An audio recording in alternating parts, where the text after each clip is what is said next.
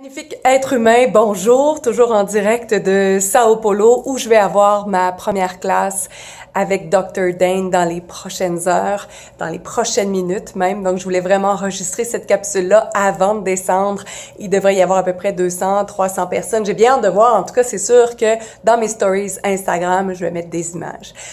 Maintenant, je sais pas si vous savez, mais je fais beaucoup de coaching en ligne et j'appelle mes clients des barbumains. Un mix entre barbe à papa et humain. Pourquoi? Si vous avez mon âge, à peu près une quarantaine d'années, 45, 50, vous avez des enfants, en tout cas, bref, vous savez peut-être que les barbes à papa avaient cette capacité incroyable de se transformer en ce qui était requis. Donc, quand il y avait besoin d'un pont, ben, il devenait un pont. Puis quand il y avait besoin d'une maison, il devenait une maison. Alors, pour moi, on est tous des barbumains, donc un mix entre barbe à papa et humain. Et je vais faire un peu de surf sur la capsule d'hier, lourd ou léger.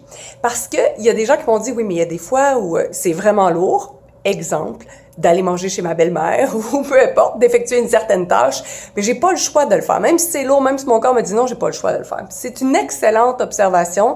Des fois, si par exemple vous allez être déshérité, si vous n'allez pas chez votre belle-mère, ben peut-être que vous devriez aller chez votre belle-mère puis passer par-dessus le fait que ce soit lourd. Ma suggestion, et là c'est le lien avec les barbumains, c'est de dire quelle énergie puis-je être pour que ce soit agréable. Quelle énergie, fréquence, vibration puis-je être pour que ce soit joyeux? Quelle énergie, espace, conscience puis-je être pour que ce soit fantastique? Alors, dès que tu poses cette question-là, fait que tu vois, t'es pas dans le « Oh non, j'ai pas le choix d'y aller, c'est lourd, ça me tente pas ». Tu fais juste être en ouverture. Donc, quelle énergie puis-je être pour que ce soit agréable?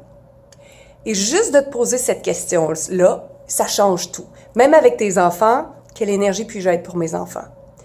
Quand tu quittes le bureau, tu t'en viens à la maison, puis au lieu de ramener tout ce qui te tracasse au bureau de la maison, ou l'inverse, de la maison au bureau, tu as juste à te dire encore, quelle énergie puis-je être pour que ce soit agréable?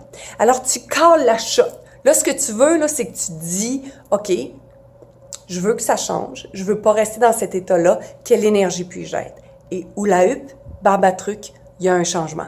Et c'est vraiment spectaculaire. Fait qu'au lieu d'arriver toujours comme pang, pang, pang, avec une idée déjà préconçue du fait que ça va être désagréable, je reviens au souper chez la belle-mère, un exemple, tu vas juste te dire quelle énergie puis-je être pour que ce soit complètement différent.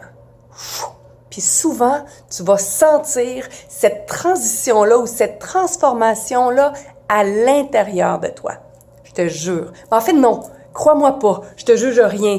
Teste-le, teste-le, teste-le. Au pire, ça va rien faire. Au mieux, ça va changer ton moment, ta journée ou ta vie. Alors, quoi d'autre est possible?